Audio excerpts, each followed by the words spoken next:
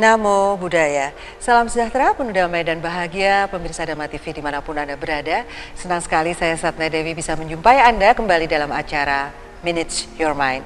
Dan tentunya pada malam hari ini kita berada di suatu tempat yang luar biasa, yaitu di Wihara Dhamma Dipa Arama di Batu, dan tentunya kita bersama-sama dengan para samanera dan silacari ini berada di sini bersama-sama membahas atau mendiskusikan tentang satu tema yang menarik, yaitu makna tahun baru.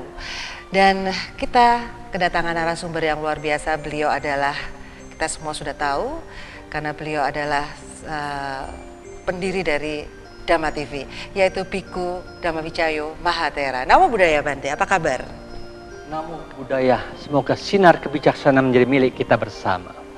Iya Bante, rupanya kita sudah mendekati tahun 2014 Bante. Tidak terasa kita berada di akhir tahun 2013 ini. Dan tentunya setiap orang di dunia ini mencoba untuk merayakan tahun baru dengan seheboh-hebohnya kalau perlu Bante. Seperti itu yang terlihat ya, yang terlihat fakta yang ada yang kita lihat. Sebenarnya apa sih makna dari tahun baru itu Bante? Ya, memang di dunia ini kan kalau kita perhatikan banyak hal-hal kelirumologi yang merajalela, tapi yang benar itu sangat jarang ditekankan. Karena mereka yang mereka rayakan hanya tahun. Sesungguhnya apa sesungguhnya yang perlu dirayakan? Karena kalau kita dilihat, tiap hari itu selalu sama. Cuma kita yang terlalu namanya ilmu pengetahuan bertambah, membuat tanggal ini seolah-olah ketika perubahan sudah mau berubah menuju ke arah Januari, dikatakan itu akan menuju tahun yang baru. Itu hanya kesepakatan umum. Tapi yang lebih ditekankan oleh Sang Buddha, kita ini cobalah renungkan ke dalam diri kita sendiri. Setahun demi setahun, adakah perubahan di dalam pola berpikir kita secara pribadi? Kalau pola berpikir kita sama sekali tidak ada perubahan, malah kita bertambah jelek. Seperti mereka yang sudah punya kekayaan tapi serakahnya bertambah. Mereka yang sudah punya ratusan M kepingin dapat lagi. Siapapun juga, oh yang sana kasih 1 M, oke, 2 M, oke. Tapi caranya yang tidak benar. Nah, seperti koruptor-koruptor itu, ya toh, dengan demikian ini kan keliru tapi tetap dijalankan. Jadi mereka kekeliruan itu dia tidak sadar bahwa hidup itu sesungguhnya yang menyebabkan dia susah itu karena keserakahannya, kebenciannya dan kebodohannya. Tetapi malah dikembangkan keserakahannya. Kebencian juga dikembangkan. Kebodohannya juga tetap ada seperti itu, tidak ada satu perubahan sama sekali. Bagaimana untuk mengurangi penyakitnya ini? Jadi itulah yang disayangkan seperti itu, bahwa manusia ini banyak merayakan dengan cara yang salah.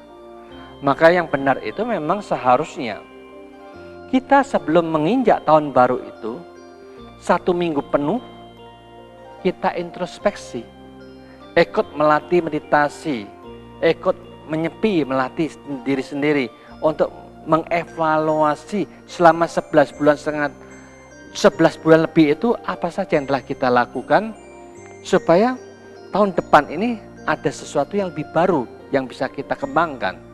Jadi dengan demikian kalau tiap orang memiliki cara hidup yang seperti itu, berani mengevaluasi, berani memperhatikan ke dalam pikirannya, dan pikiran itu diperbaikin.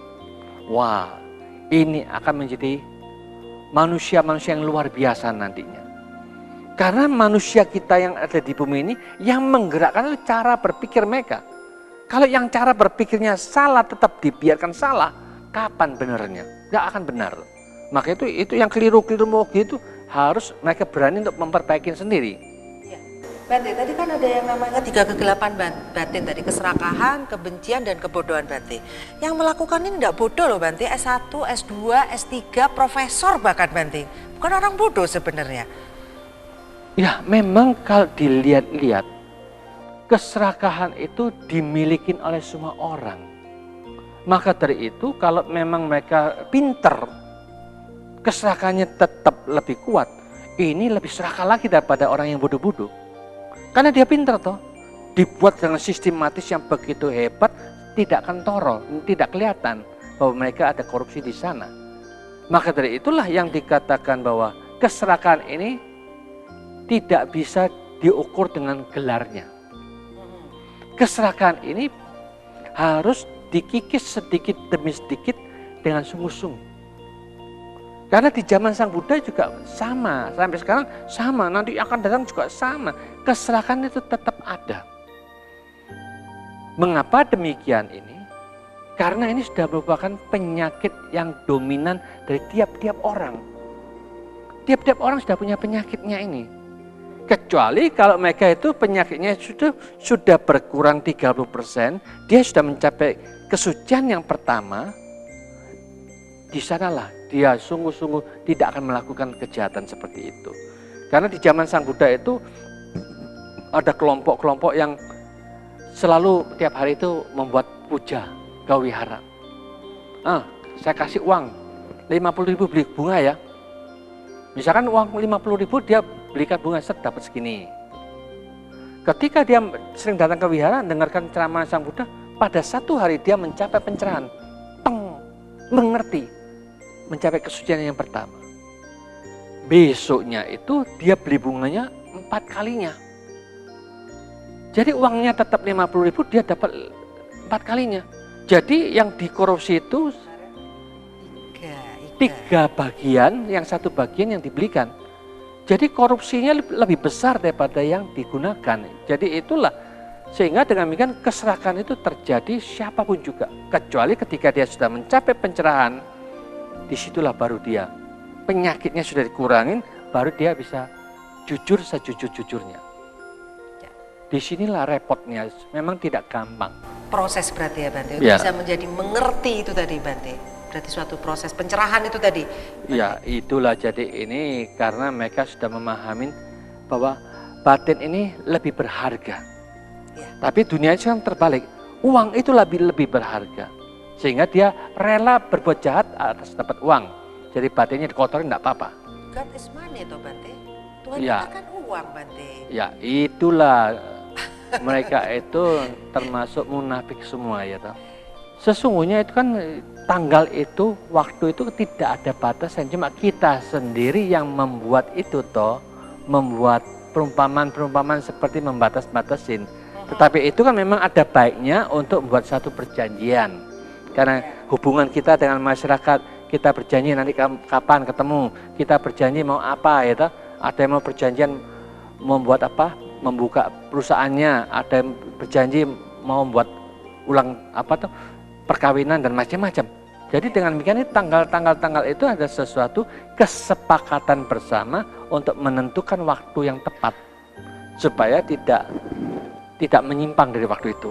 Bante, kalau kita tidak merayakan tahun baru Bante, kan nanti yang jual trompet nggak laku Bante, terus yang jual petasan nggak laku Bante, kan kasihan juga mereka Bante.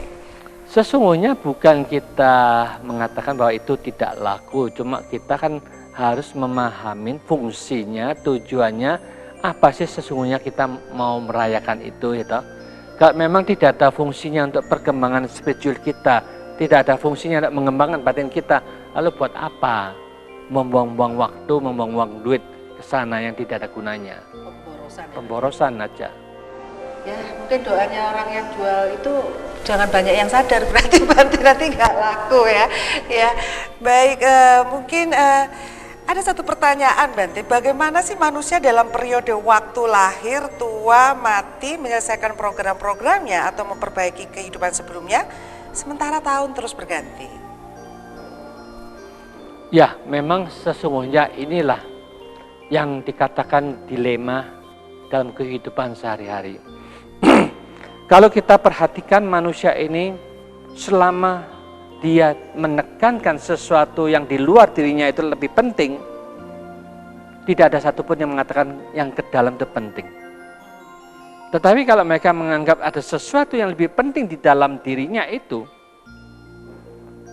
itu ditekankan, tiap-tiap orang juga menekankan, setiap orang itu juga menjalankan, otomatis mereka pagi dan malam setidak-tidaknya itu mereka berdoa, baca parita, dan banyak meditasi. Karena itu berfungsi untuk membangkitkan dan mengembangkan spiritual tiap-tiap individu itu. Jadi itulah orang yang menganggap batin itu lebih penting, mereka melakukan sesuatu bagaimana meningkatkannya. Kalau mereka menganggap yang uang, harta itu lebih penting, mereka tidak perlu pusing dengan batinnya. Jadi dengan demikian otomatis mereka terjerumus sesuai dengan kewajaran dunia ini, tetap mencari keluar itu terus. Maka dari itu kita sendiri yang harus sadar, kita lebih condong kemana. Kalau dua-duanya kita lebih condong ya juga dibagi. Tetap pagi malam ada baca parita, meditasi, sesudah itu waktu kerja. Jadi dengan demikian ya dunia kita juga ada kekayaan, batin kita juga ada kekayaan, dua-duanya kaya. Ya, berarti bagaimana sih menyikapi misalnya anak-anak mungkin pemirsa yang akan mengalami ini di saat tahun baru, anak-anak benar-benar minta merayakan gitu ya, dari mulai beli ini, beli itu. Bagaimana sebenarnya orang tua menyadarkan mereka tentang makna tahun baru kepada anak-anak nih Bante, kepada anak-anak yang terbiasa mengikuti teman-temannya yang lain Bante. Kalau dia sendiri nggak ngikut kayaknya gimana gitu Bante. Jangan dijawab dulu nasihatnya Bante. Baik, pemirsa Dhamma TV ingin tahu kiat-kiatnya bagaimana menjawab anak-anak Anda ketika ingin merayakan tahun baru. Jangan kemana-mana, kita akan ketemu setelah yang satu ini. Baik, pemirsa Dhamma TV, selamat malam bagi Anda yang baru saja memutar channel Dhamma TV. Anda yang berada di Kediri, Tulungagung, Blitar, Jombang mungkin, Malang juga yang berada di streaming kami. Selamat malam bagi Anda, semoga Anda dalam kondisi yang sehat dan bahagia pada malam hari ini. Dan bagi Anda yang mungkin masih banyak masalah menjelang tahun baru nih, kayaknya waduh banyak kebutuhan ini yang akan diminta oleh anak-anak kita nih. Kayaknya tahun baru juga identik dengan segala macam hal seperti petasan, mainan anak-anak, trompet, bahkan mungkin baju baru. Bagaimana kita menyiasati jika memang ya tidak mencukupi untuk itu? Ya ini tadi pertanyaannya Bante. Kalau pada tahun baru nanti anak-anak kita, anak-anak pemirsa ini mungkin meminta sesuatu yang biasanya gitu loh Bante. Bagaimana menyadarkan mereka memang kalau tidak? Ya, kita kan bicara apa adanya, jujur pada anak-anak ya.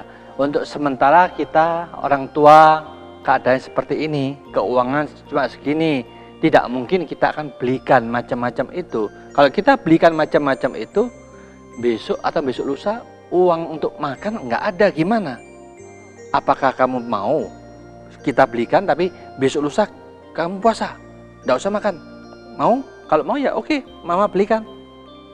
Nah dengan demikian ya kita bicara apa adanya, ya kita juga jelaskan kalau memang kita bisa bergabung dengan teman-teman, biarkan teman-teman yang main, kita yang lihat aja. Nah, nonton aja. Jadi dengan demikian ya kita bisa ikut senang dengan mereka, mainkan itu. Jadi supaya kita tidak keluar uang yang berlebihan. Jadi dengan demikian itu adalah cara menghemat. Jadi dengan cara seperti inilah teman-teman dan anak-anak diajar seperti itu. Ya kalau kita situasi seperti ini, ya anak-anak harus pandai-pandailah. Mama dan papa sekarang ini keuangan tidak begitu banyak. Kalau kamu mau ikut senang-senang ya berkunjung aja ke mereka yang sudah siap. Ke sebelah sana atau ke sebelah situ. Nah dengan demikian lihat aja mereka yang main petasan, main tiup-tiupan, macam-macam. Kamu hanya nonton dan lihat, ikut melihat meriahnya di tahun yang akan tahun baru itu ya toh. Jadi dengan demikian ya kita tidak usah memaksakan diri, tidak usah bingung dengan masalah itu. Jadi yang penting kan Sang Buddha hanya menekankan selama makanan itu penting, pakaian, rumah-rumahan, dan obat-obatan ini dijaga dengan baik, kebutuhan ini sudah ada, berarti kita sudah cukup. Seperti mainan petasan itu kan kelebihan kita, ada kelebihan baru kita. Kalau memang ada lebih ya silakan. Kalau memang kita tidak punya kelebihan, ya jangan memaksakan diri lah. Ya, begitulah jawaban dari Bante Dhamma Wicayo. Jadi jangan mengada-ngada, yang ada aja disyukuri. Tapi rupanya ada Samanera yang ingin bertanya, atau mungkin saya tanya ini Samaneranya ini. Samanera siapa ini? Mungkin bisa diinikan nama? Nara Damasarano, saya dari Ya. semester 5. Dari mau bertanya atau saya tanya? Saya bertanya saja. Oh, bertanya saja ya. Tapi Iya. saya mau nanya dulu. Oh, Dulu iya. pernah mengalami nggak merayakan tahun baru? Ini pertanyaan sebelum jadi Samanera atau Sebelum jadi sama Nera sedikit. dulu nih, kan masih muda-muda nih semua di Oh, sini iya. ya. Pernah ya? Pernah, ya terus terang bagaimana pernah dulu? gitu. Iya pernah, karena kita anak muda ya. Karena anak muda itu lebih suka dengan hal-hal yang modelnya meriah gitu. Jadi karena tahun baru itu sangat meriah, jadi otomatis saya juga ikut merayakan. Wah, wajahnya langsung berseri-seri ketika menceritakan ini sama Nera. Meriah dan berhura-hura ya? Iya. Oh iya, terus? Iya. Tapi ternyata kemudian apa yang terjadi sekarang sama Nera? Karena Setelah memasuki dunia sama Nera? ya saya berpikir karena sesuatu yang modelnya itu berhura-hura, sebuah bentuk kemeriahan itu semuanya tidak kekal dan itu semua akan berakhir gitu loh. Setelah pada akhirnya nanti berakhir itu akan merasa kekecewaan gitu. Kalau kita pikir lagi pengen mengulang seperti itu dan itu membutuhkan uang gitu. Sedangkan kalau kita tidak mempunyai uang kita akan menderita. Nah di situ bentuk penderitaannya. Pikiran saya seperti itu. Nah untuk apa bentuk kemeriahan kalau kita hanya membuat diri kita menjadi menderita? Kalau saya berpikir seperti itu, makanya saya mencoba untuk perlahan-lahan meninggalkan. Dan karena dalam kehidupan Samanera sendiri tidak boleh merayakan, yang modelnya bentuk kemeriahan cocok sekali dengan saya seperti itu. Oh, Iya. jadi cocok kehidupan sama Nera cocok sekali dengan cara jalan berpikirnya sama Nera berarti Iya. ya. Berarti kalau ada yang ngasih uang tuh hura-hura udah nggak mungkin lah ya, nggak diterima ya. Karena tidak boleh. Karena tidak boleh. Tapi karena tidak boleh loh Bante. Iya. Karena tidak ingin apa tidak boleh? Tidak ingin dan tidak boleh. Wah Ya. itu baru jawabannya. Iya. Tidak ingin dan tidak boleh. Baik, mungkin tadi ada pertanyaan yang ingin disampaikan, monggo. Iya, begini Bante. Kalau kita melihat dari latar belakang adanya tahun baru di Indonesia, itu adalah kita mengadopsi dari kebudayaan orang Barat. Sedangkan kebudayaan orang Timur sendiri sangat kemungkinan pada tahun 70-an itu tidak ada perayaan seperti hal yang meriah itu. Dan sekarang itu anak muda merayakan dengan sesuatu hal yang sangat negatif. Di situ ada pesta minuman keras, pesta narkoba dan pesta yang hal yang lainnya bentuk negatif. Nah, itu bagaimana kita dari pemuda sendiri untuk memberikan masukan kepada rekan-rekan sebaya kita untuk merubah pola pikir seperti itu. Jadi kita adakan pesta juga pesta tapi tidak terlalu negatif dan mungkin kita hilangkan hal negatif tersebut. Terima kasih Bante. Ya, cukup? Ya, Bante, gimana Bante? Ya. Memang ini kita harus memahamin bahwa kalau hal-hal pesta yang berlebihan, ada apa? Mungkin pakai ganja lah, minum-minuman keras lah, mungkin ekstasian lah, Oh ya. bergedek ria katanya ya. Jadi dengan demikian ya itu harus mereka menyadari ini bukan sesuatu yang bagus karena itu merusak syarafnya sendiri. Karena Sang Buddha ini adalah satu-satunya guru agama yang menyadarkan semua makhluk. Semua makhluk kalau dia sadar apa yang mereka lakukan itu merugikan dirinya sendiri. Kalau kita mabuk-mabukan, kita ini bisa menjadi apa? Kita bisa merusak ke hati kita sendiri. Hati jadi keras. Karena fungsinya hatinya itu ada menyaring makanan dan minuman yang masuk. Karena itu mengandung alkohol, mengandung minuman-minuman keras. Itu menyebabkan hati kita lama-lama cepat rusak. Kalau dia rusak, akhirnya tidak berfungsi. Otomatis usia kita juga tidak lama lagi. Kita kan masih muda sudah meninggal. Bukan berarti kita pasti tua meninggalnya. Kita bisa jadi tua kalau kita makanan dan minuman itu teratur dengan baik. Kalau kita salah menggunakan makanan, minuman, salah, itu merusak diri kita. Jadi dengan demikian itu akhirnya merusak diri kita, juga membuat syaraf-syarafnya kita juga nggak beres. Kita nanti cepat emosi, tidak terkendali, bisa membunuh orang, bisa memukul orang, bahkan bisa memperkosa orang ketika kita mabuk. Maka melihat kerugian-kerugian dari mabuk-mabukan itu, kerugian-kerugian dengan obat-obatan juga banyak. Karena orang yang kena obat-obatan itu, saya sudah melihat masih umur 17 itu sudah kena hepatitis C. Hepatitis C itu termasuk penyakit yang sangat tidak bisa disembuhkan lagi. Mengapa bisa terkena? Karena mereka itu istilahnya banyak teman yang sama-sama pakai obat, suntik-suntikan. Supaya dia menghemat, oke, kamu pakai, saya pakai. Semua satu ampul itu dibagi jadi 4 misalkan. Nah, kalau satu yang sudah kena, pindah ke yang lainnya, langsung yang ketiganya juga kena. Apapun itu obat-obatan, apakah itu karena minuman-minuman keras, itu menghancurkan, merusak dirinya sendiri, seharusnya orang yang bijaksana tidak melakukan seperti itu. Oleh karena mereka itu orang memang bodoh, babel, memang dablek. Jadi mereka kurang bijaksananya. Ya kita bisa memaklumin. Maka dengan demikian ini, marilah kita yang masih sadar, memiliki kebijaksanaan, mau mencari ilmu, gunakanlah ilmu itu, kenyataan-kenyataan yang telah dilakukan oleh teman-teman kita itu, yang salah jalan, menyebabkan apa, akibatnya apa, menyebabkan mereka akhirnya mati, lebih cepat mati, karena mungkin terbunuh, karena overdosis. Kalau kita sudah tahu yang kerugian yang begitu besar sampai kematian merungut mereka, apakah kita masih tetap mau melakukan seperti itu dengan merayakan tahun baru? Tidak pantas dilakukan seperti itu.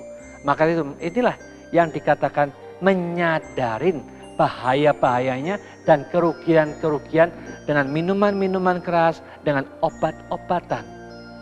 Bahkan mungkin sekarang di dunia ini mengatakan, wah mungkin kesempatan free sex bisa terjadi. Karena ini sudah coba sana, sudah sampai seks dicoba juga. Kalau mereka yang melakukan free sex ini berganti-ganti juga bisa terkena penyakit kelamin. Kalau kena AIDS, ini juga tahu, wah belum ada obatnya. Jadi dengan demikian ini marilah kita sadar bahwa bukan Sang Buddha melarang, tetapi itu akan membuat penyakit untuk diri kita. Itulah yang perlu disadarin. Tapi yang mengompor itu lebih panas lagi, berarti kan cuma setahun sekali berarti.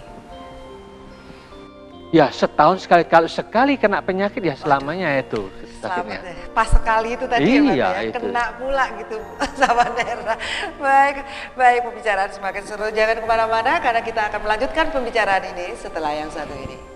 Baik, pemirsa Dhamma TV, tentunya masih bersama saya Satna Dewi bersama rekan-rekan dari Sekolah Tinggi Agama Buddha Kertarajasa, dan tentunya bersama narasumber kita Bhikkhu Dhammawicayo Mahathera dalam pembahasan tema tentang makna tahun baru. Baik, ini rupanya sudah ada siap yang Silacarini yang ingin bertanya kepada Bhikkhu Dhammawicayo Mahathera. Monggo silakan. Sebelumnya namo buddhaya Bante. Ya, namo buddhaya. Saya Atasilani Jaya Kumarini, saya dari semester 7. Saya ingin bertanya, kita kan sebagai umat Buddha, terus bagaimana ketika kita menyambut menyambut tahun baru, kita bagaimana caranya menyambut tahun baru, tindakan-tindakan kita, misalnya ketika menyambut tahun baru, apa yang kita lakukan seperti itu Bante? Dengnya jam 12 itu apa masa-masa menuju tahun ya, baru? Masa-masa menuju tahun baru itu. Hari yang terakhir itu tadi ya, tanggal 31 Desember gitu loh Bante, ngapain gitu. Seperti itu ya. Ya, kalau kita sebagai umat Buddha, apalagi kalau kita memang menjadi rohaniwan dan rohaniwati, bisa dikatakan tiap hari bagaikan tahun baru. Mengapa demikian? Karena kita waktu 24 jam ada di tangan kita. Kalau kita di malam hari sudah centeng malam, mereka mungkin pulang, kita sendiri masih tetap tidak masalah. Kita bisa meditasi berjalan, bisa meditasi duduk, sekuat-kuatnya sampai kita paling lelah, paling ngantuk. Jadi kita namanya berjuang menggunakan waktu. Kalau kita terus meditasi sampai jam 1, jam 2 subuh, otomatis kita menggunakan waktu itu untuk mengembangkan batin kita lebih banyak. Siapapun yang mengembangkan batin yang lebih banyak, dia akan mendapatkan manfaat karma yang paling lebih tinggi daripada yang lainnya. Maka dengan demikian, umat Buddha adalah umat yang pandai menggunakan waktu dan selalu mengatakan tiap hari adalah tahun baru bagi kita. Jadi sebelum menuju hari yang baru, kita selalu mengembangkan sebanyak mungkin waktu kita untuk meditasi. Dengan demikian ini, kalau kita bisa meditasi 6 jam, 7 jam, dari jam 6 terus sampai jam 1, berarti 7 jam kita latihan. Baik itu duduk meditasi, berjalan, berdiri, berdiam, merenungkan, menganalisa diri kita ini. Jadi dengan demikian kita sering masuk ke dalam untuk bagaimana mengembangkan sadar untuk bisa mendatangkan kedamaian itu terus menerus. Kalau makin kita memahami, mengerti, akhirnya kita punya keahlian yang lebih ahli daripada yang lainnya. Karena kita tiap hari menganggap hari ini adalah, setiap hari adalah kita merayakan tahun baru untuk memperbaharui tiap hari dari jam 6 subuh sampai jam 1 subuh. Jam 6 sore sampai jam 1 subuh. Jadi dilatih seperti itu karena kita menganggap sedang melatih rohani kita. Sedang melatih batin kita, sedang melatih memanage pola berpikir kita untuk ditingkatkan. Dengan cara inilah kita akan menjadi mengikuti cara Sang Buddha. Karena Sang Buddha itu ya meditasinya 6 tahun. Tiap hari ya meditasi terus. Jadi tiap hari dia meditasi seperti itulah. Sang Buddha juga merayakan tiap hari adalah tahun baru bagi beliau. Diperbarui, akhirnya dia menemukan yang terbaru. Batinnya tercerahkan, lain dari yang lain pola berpikirnya. Itulah kehebatan Sang Buddha, kita juga meniru seperti itu. Ya cukup jelas? Rasa bosan itu Bante, itu bagaimana? Kebosanan itu bisa terjadi kalau kita tidak memahami tekniknya. Kalau kita monoton, itulah yang menjadi kebosanan. Maka dari itu, Sang Buddha ini begitu hebatnya, beliau itu menggunakan berbagai macam teknik. Di dalam tekniknya yang bermacam-macam itu, ya kita bisa tenangkan, kita juga bisa merenungkan hukum sebab musabab, kita bisa merenungkan 4 kesunyataan, kita bisa merenungkan hukum padicca samuppada. Bukan kita mengikuti yang monoton yang seperti itu. Jadi dengan cara seperti itu kita tahu tekniknya, tahu caranya. Jadi dengan demikian itulah ilmu yang kita pelajarin itu direnungkan, dipikirkan. Sehingga dengan demikian itu akan memotivasi kita, oh ini penting, ini berguna. Jadi dengan demikian itu variatif yang berubah-ubah itulah yang membuat kita tidak bosan. Kalau kita memang duduk jalannya pelan, nah itu bisa membosankan. Maka dari itulah kita harus variatif. Bukan seperti itu, kita cari apakah di zaman Sang Buddha juga seperti itu? Ternyata juga tidak. Tapi ini kan ada yang diajarkan di sini, tapi ya kita boleh merubah dengan sistem kita sendiri. Kita bisa duduk santai, merenungkan ajaran-ajaran Sang Buddha 4 kesunyataan. Apakah benar penderitaan itu ini? Kalau benar, oh ya betul. Apakah sebabnya? Sebabnya apakah ini karena nafsu keinginan? Oh ya betul. Kalau kita menjalankan 8 jalan utama ini, apakah ini bisa sungguh-sungguh melenyapkan penderitaan? Kalau ini kita renungkan dengan analisa secara detail dengan sungguh-sungguh berani kita alami sendiri, itulah menjadi guru yang nyata. Ya, jadi dengan demikian kita tidak akan bosan. Ada lagi? Cukup puas, tapi belum puas ya. Buktikan dengan melakukan ya Bante. Iya Bante, apa yang disebut dengan pencerahan sih sebenarnya Bante dari tadi perenungan, terus kemudian kenapa kok disebut cerah? Cerah itu berarti cering gitu, tiba-tiba kita ngerti gitu. Apakah itu di situ timbul sebuah sukacita sih sebenarnya atas pengertian yang baru itu Bante? Ini pengalamannya Bante sendiri mungkin ya. pencerahan ini memang sesuatu kondisi keadaan batin ini yang lain dari yang lain ya. Jadi mereka sudah tidak seperti biasanya yang masih begitu. Jadi dia sudah tercerahkan ini, mengerti dan memahami bahwa dengan cara ini aku sudah menemukan teknik untuk membebaskan kita dari semua penderitaan. Dan akhirnya itulah yang membuat mereka senang dan gembira. Kalau pencerahan-pencerahan ini hanya bisa ditemukan di dalam agama Buddha. Karena itu kan mengatakan bagaimana Anda melatih pikiran supaya memiliki tercerahkan, lebih terang, lebih cerah, lebih bebas dari pengotor batinnya. Nah, Bante tadi di pencerahan ada yang namanya sukacita nih Bante, ya sukacita karena ternyata memahami sesuatu gitu ya, cling gitu. Mungkin ini mungkin Samanera sudah pernah nggak mengalami pencerahan ini dibandingkan dengan kemeriahan tadi itu loh, Samanera? Atau mungkin belum mengalami yang namanya pencerahan dari sukacita, memahami sesuatu? Belum ya?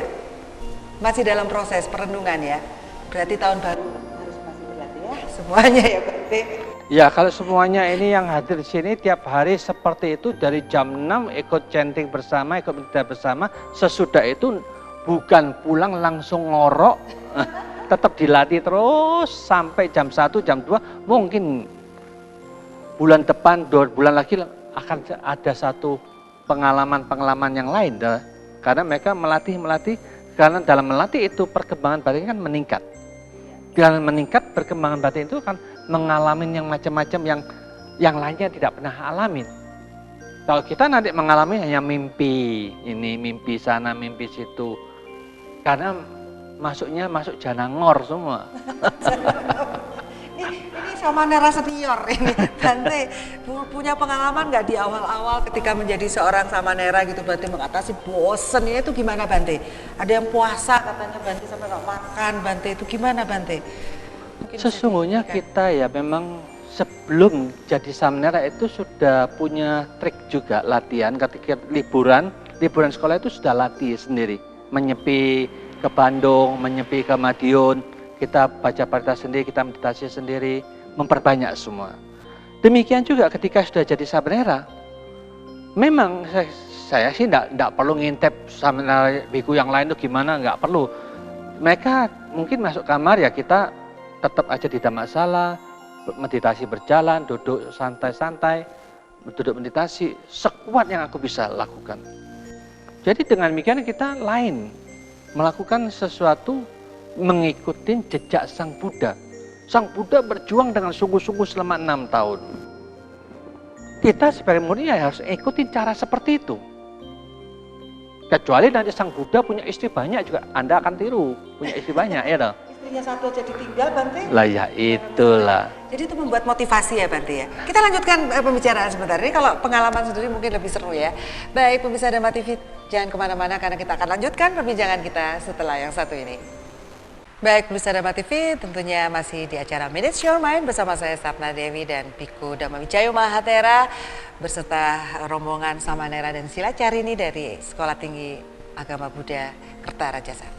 Baik, ada pertanyaan ini rupanya Bante dari Silacarini yang ingin disampaikan kepada Bante. Monggo silakan. Yang keras ya.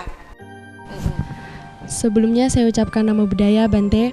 Ya, Nama saya Ataslani Karuna Dewi. Nah, yang ingin saya tanyakan begini Bante.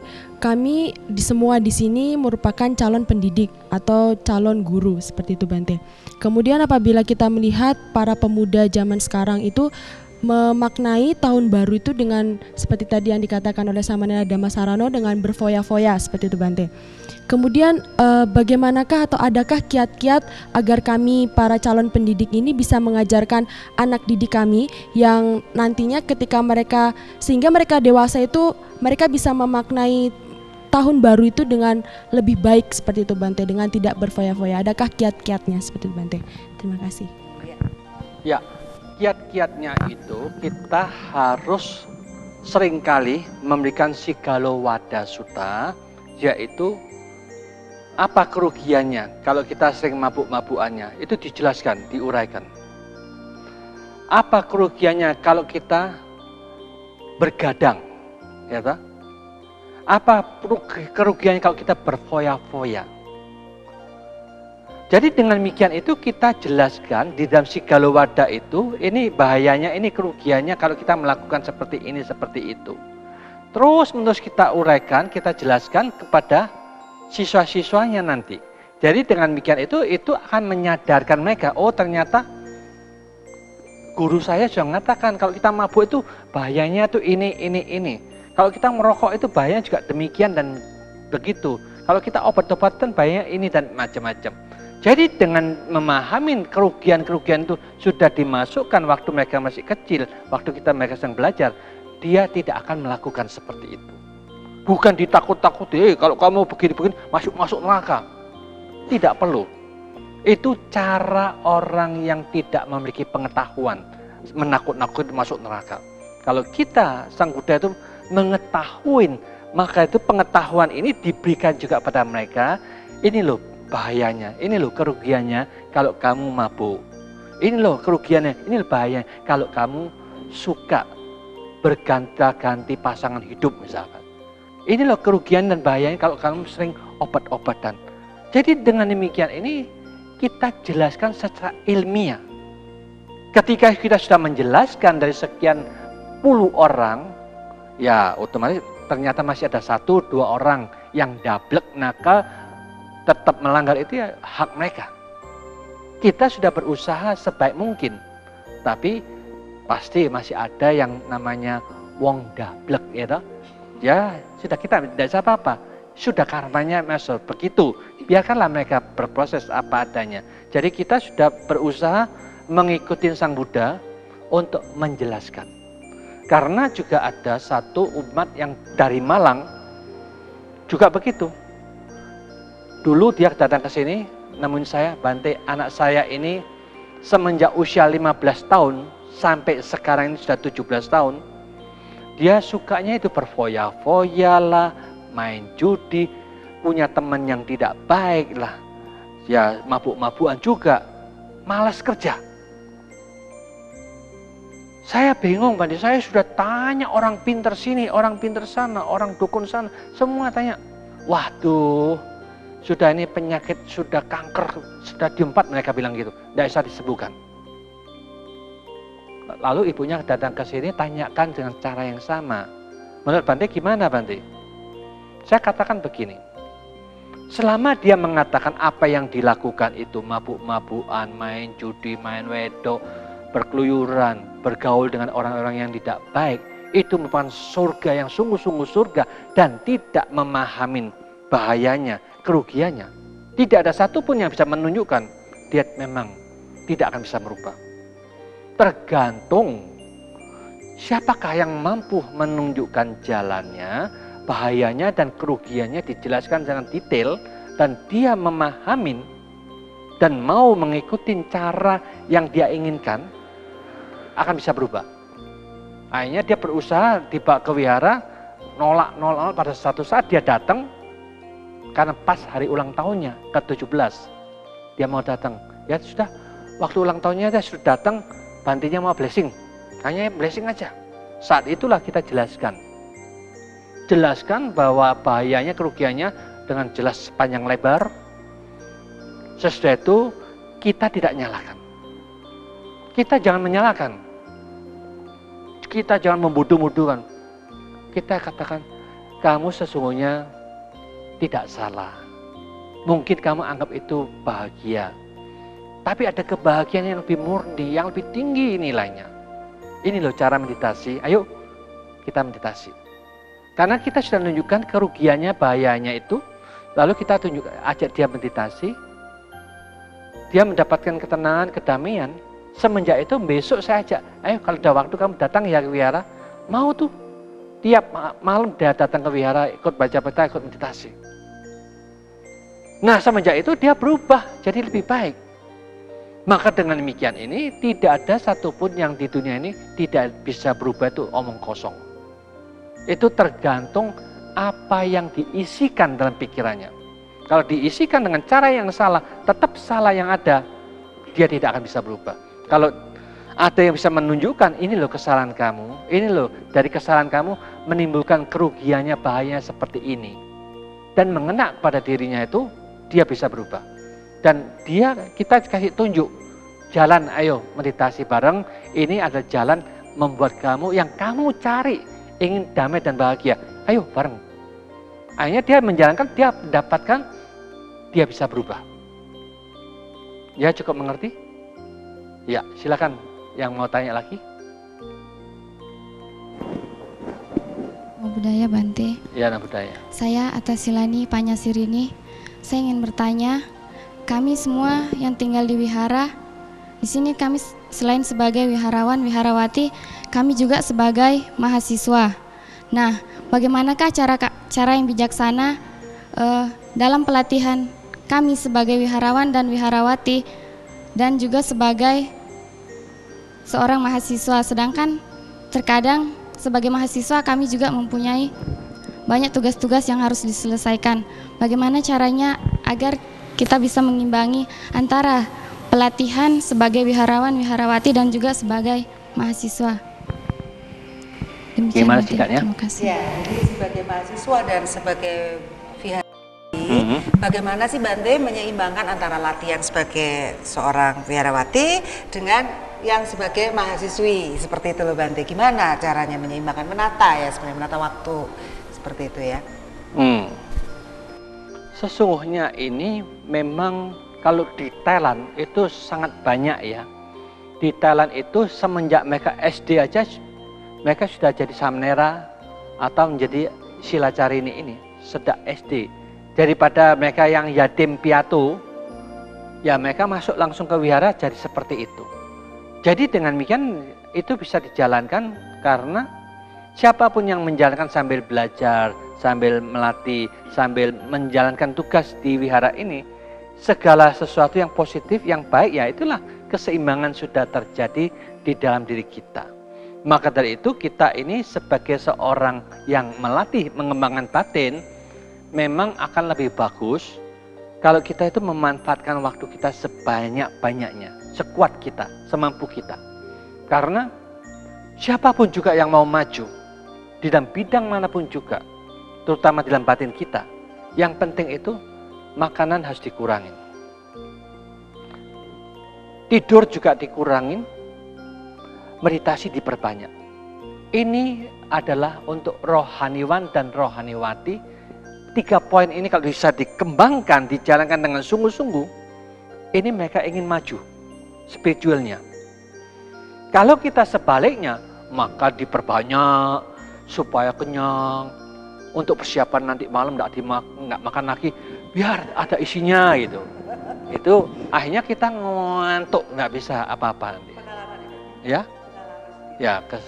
Kalau kita sudah demikian ini otomatis kita akan jadi malas, tidur kita akan tambah banyak. Dengan demikian otomatis kapan kita meditasinya? Maka dengan demikian itulah caranya yang terbaik. Ya, kira-kira sudah cukup puas ya? Kalau belum puas nanti sesudah ini tanya lagi sama Bante, karena waktunya ternyata sudah sampai di penghujung. Baik, ini Bante, rupanya waktu kita sudah sampai di penghujung acara. Mungkin masih ada yang penasaran nih dengan jawaban-jawaban, belum puas mungkin. Gak apa-apa loh nanti nanya ya. Jadi mungkin bisa diberikan kesimpulan Bante dari makna tahun baru. Bagaimana sih sebenarnya memaknai tahun baru ini Bante? Monggo silakan Bante.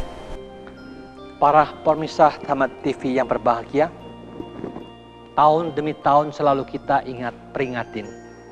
Demikian juga tahun 2014 akan tiba. Mari kita mengingatkan bersama-sama bahwa sesungguhnya yang terbaru itu terletak dalam pikiran kita masing-masing. Siapapun juga mulai saat ini selalu memperbaharui teknik, cara berpikir kita masing-masing. Bagaimana supaya kita ini bisa mendapatkan manfaat tiap-tiap harinya. Batin dan pikiran kita selalu berkembang dan berkembang. Karena untuk mengembangkan batin ini sesungguhnya tujuan dari kita semua makhluk yang lahir ke bumi dengan energi batin itu. Energi ini kita tingkatkan menjadi sesuatu energi yang lebih berkualiti, yang lebih tinggi, yang lebih agung, yang lebih bermulia. Bagaikan kita melihat batin dan pikiran kita adalah berlian yang sangat berharga. Marilah kita gosok berlian ini untuk menemukan kecemerlangan dari berlian kita masing-masing itu. Maka dengan demikian, apapun juga yang membuat bisa mengotorin batin kita, mengotorin pikiran kita, marilah kita dengan tegas, dengan berani untuk melepas, membuang, menyingkirkan. Karena itu merupakan musuh kita bersama. Musuh bukan terletak di luar, musuh itu terletak dalam pikiran kita masing-masing. Kebencian, keserakahan kita hancurkan dalam diri kita dengan selalu sadar, sepenuhnya sadar. Disitulah kita akan mendapatkan berlian yang sangat berharga itu selalu baru, mempelajarin teknik cara berpikir yang terbaru setiap saat seperti ini. Di situ kita akan menemukan bahwa kita selalu senang, selalu gembira, selalu tercerahkan, selalu gembira, selalu damai, selalu bahagia. Itulah sesungguhnya merayakan tahun baru. Setiap detik adalah hari yang baru bagi kita. Karena kita selalu senang, gembira, cerah, tidak membutuhkan sensasi apapun juga. Terbangunkan, terciptakan dalam batin dan pikiran kita dengan sungguh-sungguh. Itulah setiap saat adalah tahun baru bagi kita bersama, sehingga kita bisa mencerahkan batin kita, senang dan gembira setiap saat. Ya, terima kasih Bante.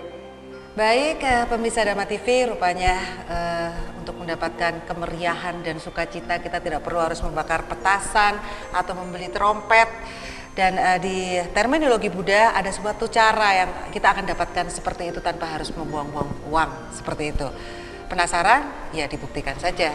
Nanti pas tahun baru coba berlatih seperti itu, apakah kita benar mendapatkan. Kalau belum ya berjuang terus, seperti itu ya Bante. Baik pemirsa Dharma TV, rupanya waktu juga yang memisahkan kita. Dan tentunya kata kunci kita adalah mind, it's not everything but everything is from mind. So, Manage Your Mind.